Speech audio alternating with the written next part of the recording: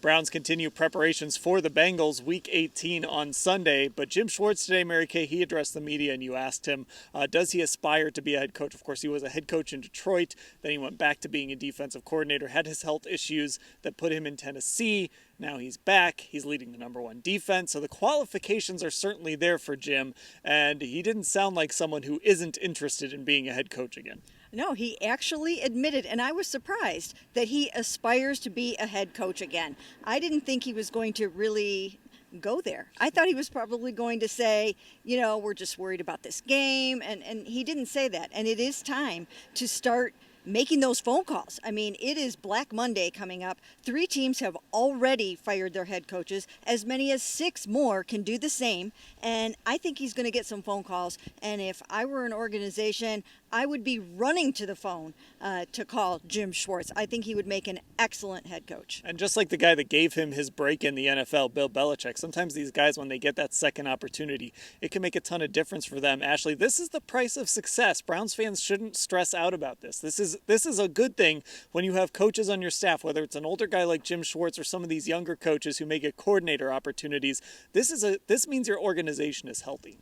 It does, and I understand though why Browns fans would be sad at the thought of possibly losing Jim Schwartz, because he has totally turned this unit around. They were kind of middle of the pack last year in most stats, and they're the number 1 defense in the NFL and basically have been for the entire year. And I think it's not just about that. I think you've genuinely gotten to see this year how Jim Schwartz can get guys to buy into a culture, to his philosophy, to his system, and those are head coach qualities if I've ever heard them.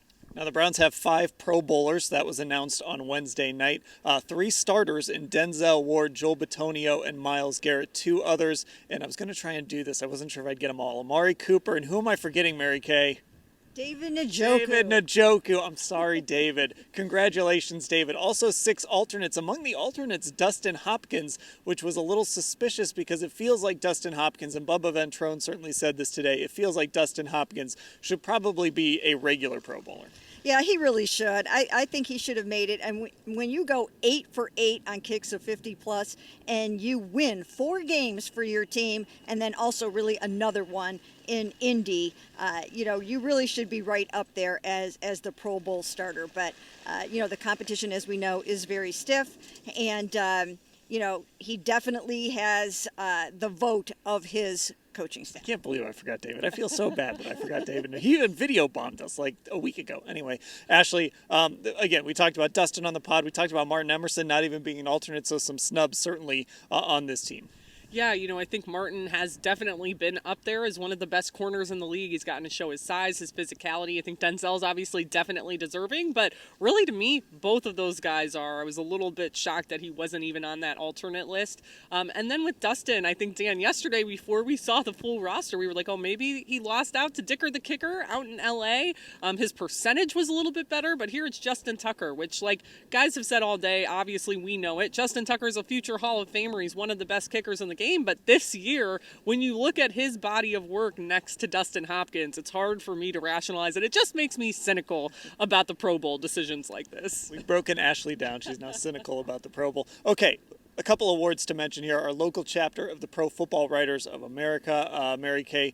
Myles Garrett, the Joe Thomas Player of the Year. Joel Bitonio, the Dino Lucarelli Good Guy Award winner. That award probably going to end up being renamed for Joel Bitonio one of these days. But it's great to kind of recognize those 2 guys. It really is. But before we get to that, Dan, let me take a victory lap on David. Okay, all right. Take your David victory lap. Give me one. You do it.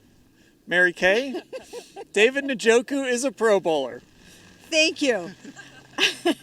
Okay, now we can move on to the PFWA awards and Myles Garrett.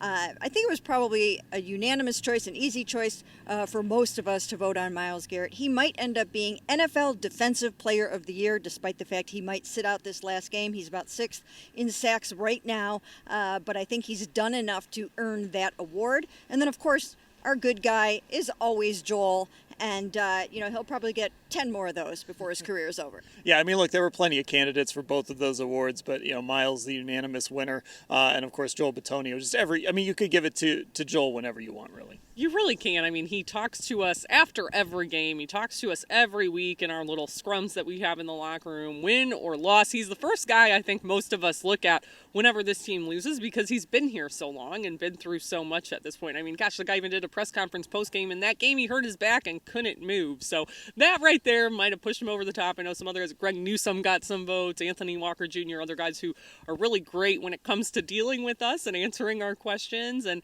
yeah, I think offensively for MVP, I think a lot of us probably voted for Amari Cooper, maybe Joe Flacco even getting some votes, even though he was the late addition, of course.